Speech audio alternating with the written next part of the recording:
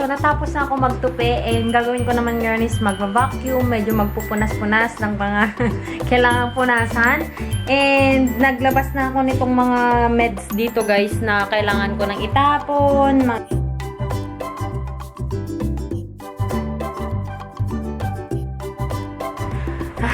Nakapagod, besh. Kakain pa more? Kain pa more. Hey guys! Welcome back to my channel. And today, kagigising ko lang guys. Nag-night shift kasi ako gabi. Oh my God. Yun. So, magluluto na ako. Ang bala kong lutuin ngayon para sa dinner ko kasi mag-duty pa ako ng 7. It's already almost 5 p.m. na. Bala kong magluto ng vegetable na balls. Yan, kasi madami pa akong gulay dyan. Baka masira sila dahil nga sa lockdown. Mag-isa ko naman, ang dami ko kasing nabiling gulay. Yung ka-work ko kasi nag-deliver siya ng, alam mo yung tumpok na pang chop suey. Hindi ko masyadong bet kasi yung chop suey. Yun. So, gagawin natin yung iba doon na vegetable balls. Sana umubra. Wala lang, namimiss ko lang kumain ng mga ganun. So, let's go. Ayun nga pala guys, kung may naririnig kayo, nakikinig ako sa audiobooks. Ayan. Yung pinapakinggan ko ngayon is the 5 languages to secret, ano to? 5 languages to secret, the secret to love that lasts. Ayan. So, sa YouTube lang to guys. Dinownload ko lang siya sa YouTube. Tapos siya yung pinapakinggan ko. Di ba pwede mong i-download para kahit offline ka sa YouTube, naririnig mo. Ayan. So, ito na lang po yung laman po ng ating ref. Tingnan nyo guys yung natitirang carrots. Naganyan na siya. Actually, yung iba pinakain ko na sa dogs. Tapos, ito, iluluto natin yan. Kasi ito, papaya, ito, pwede siyang ilagay. I-grate lang siya. At inano ko na, niref ko na yung, you know, yung ating bread para hindi masira.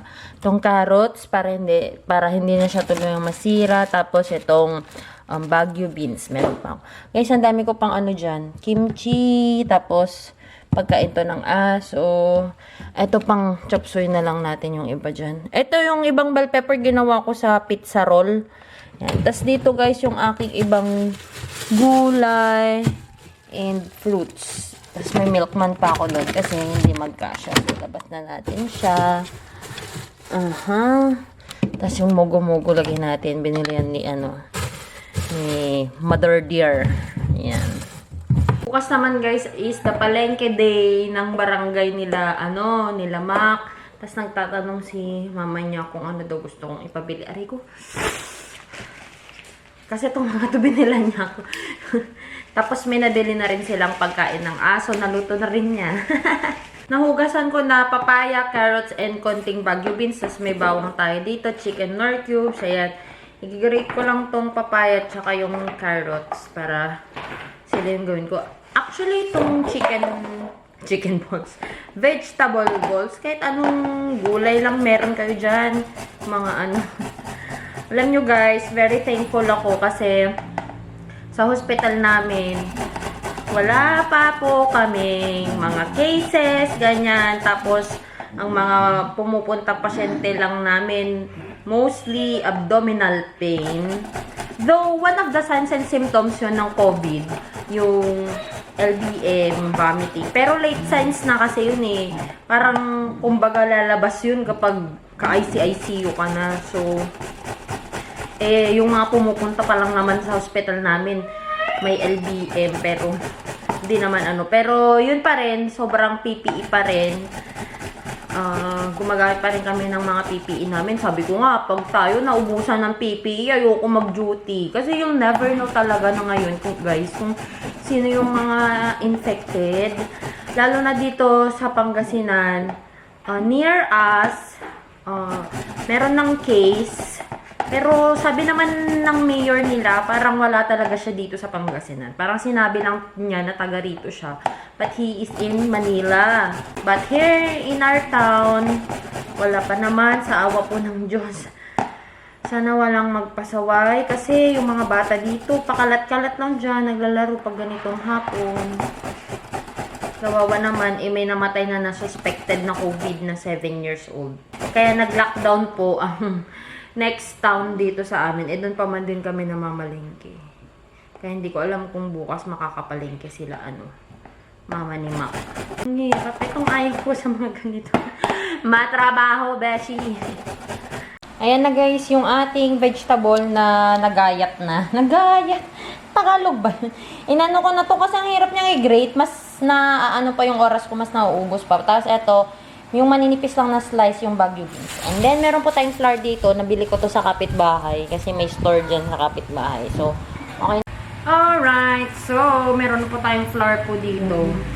Mga 2 cups siguro yung kailangan ko dyan kasi dami pala nung papaya. Sana okay to. Wala akong alam. First time ko tong gawin, pero malay mo, epekto naman. Okay, lagyan din po natin ng... Hala, ba't ganito yung itlog? Parang hindi maganda. Feeling ko yung sira.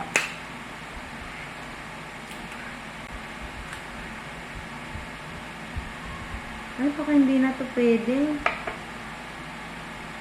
Hindi ko bet.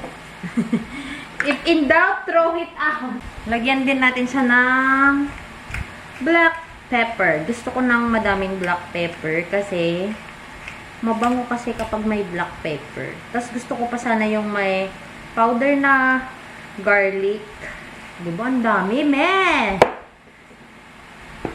Ito na lang, yung minced garlic na lang lagay natin. Yung ibang recipe, guys, nilalagyan pa nila ng baking powder. Kasi, ang tawag dito, para umalsa siya. Dagdag lang ako, guys, ng additional na 1/2 cup ng flour. Tapos, lagyan lang natin siya ng mga 1 tablespoon of fish sauce. Dapat sana nilagay ko na tong fish sauce kanina. Hindi ko pa nalalagyan ng flour yung gulay para, mas madaling i-mix. Kasi naman, Mia Gusto ko talaga yung mga may flour. Lasang flour. Parang yung mga tinapay na na malalasahan mo pa yung flour. Weird, no? Parang gusto ko yung ganun. Yun na po, maglalagay tayong ginisa mix, pampalasa. O yan, food for the kidneys to! Init na po ang ating oil, so maglalagay lang tayo. Gamit ko lang yung 2 kutsara para maging parang ball siya.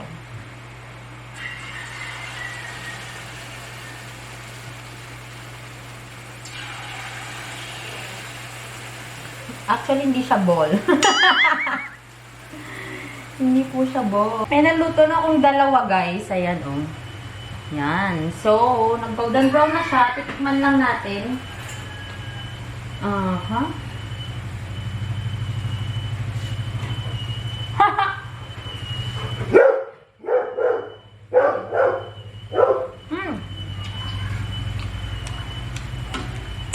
Para sa mga binibenta.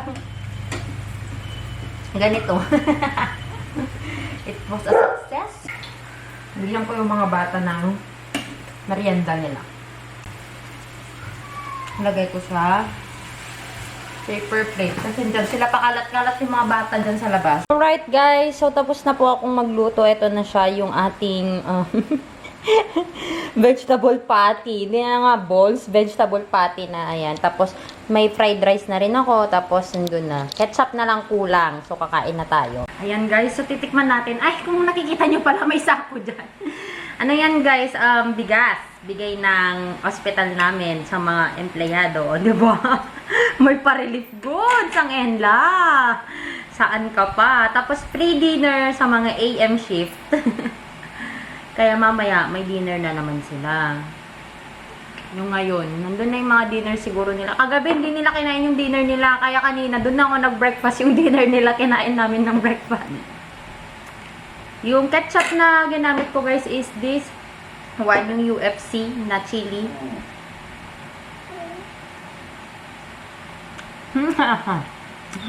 Masarap siya. Nahabi ko na nga ba. Kain lang ako guys. Wait lang. Tapos yung Ano ba yun? Natitikman ko. Mas maganda pa nga talaga na hindi ko grenade yung carrots. Kasi pa-crunchy-crunchy siya. Sila ng Baguio beans. Alright guys, so ready na naman po tayo for the duty. Ayan. Yung mukha ko na naman po, pawis na naman po dahil po sa rejuvenating facial set. And I hope you enjoyed watching this video today guys. Ano bang ginawa natin? Nagluto lang tayo. Nagluto lang tayo ng vegetable patty. And I hope magawa nyo yun sa mga bahay-bahay nyo. And tag nyo lang ako pag nagawa nyo siya. Very easy. Flour lang, tsaka gulay. Kung anong meron kayong gulay dyan. So, yun lang guys. I hope you enjoyed watching. And if you haven't followed me yet on my Instagram and on my Facebook, the name's Mia. And I'll talk to you guys on my next one. Bye! Dami niyang dala, fish. Ang pabili ko lang, pinapay. Binilan na ako ng gardenia. Nagpabili ako ng lumpia wrapper, carrots, grass jelly, o kaya gulaman. Ito, gulaman. Gagawa tayo ng milk tea kasi madami akong tsaa dyan. Alam nyo to guys, nung isang araw matataas pa tong mga to, tas pagtingin ko wala na, putol-putol na silang lahat.